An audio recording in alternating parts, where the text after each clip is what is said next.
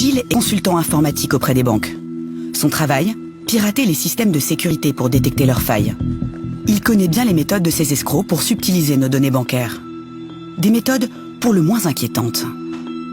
Il va pirater notre carte équipée du paiement sans contact. Cela ne va lui prendre que quelques secondes. Cela vient même d'ailleurs de se passer sous vos yeux. Donc là, normalement, je suis censé avoir récupéré le numéro de ta carte bancaire. Ouais. Voici comment il a procédé.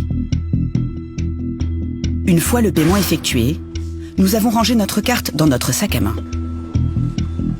Gilles a approché la poignée de sa valise à quelques centimètres, pile à l'endroit où nous avons remis notre carte.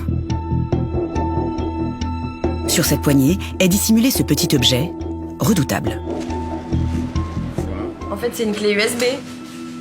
En réalité, c'est bien plus qu'une clé USB où stocker des fichiers informatiques. C'est surtout la clé d'entrée des pirates pour récupérer vos données bancaires.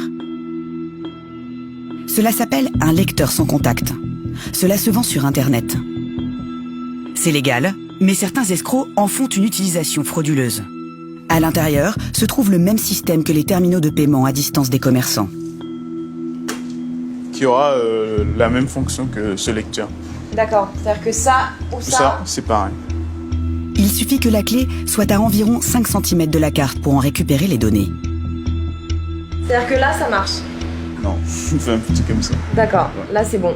Là, les données Là, ont été 5 prises. cm. Donc, si c'est dans mon sac et que mon sac elle s'approche comme ça, Je récupère cette données. on récupère mes données. Pirater ainsi les données d'une carte bancaire est un délit passible de 3 ans d'emprisonnement et 45 000 € d'amende.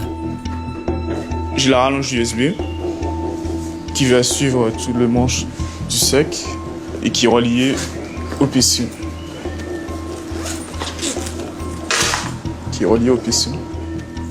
Reste maintenant à décoder les données qui viennent d'être piratées.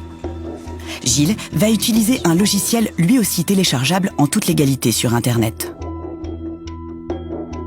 Le logiciel est en téléchargement gratuit, donc on trouve tout pour pouvoir piloter le lecteur de cartes.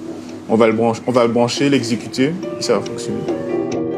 Vérification faite, le petit appareil a effectivement réussi à voler dans notre carte des informations qui sont très précieuses. On a le numéro de la carte, donc on voit que c'est le même. La date d'expiration. Notre numéro de carte,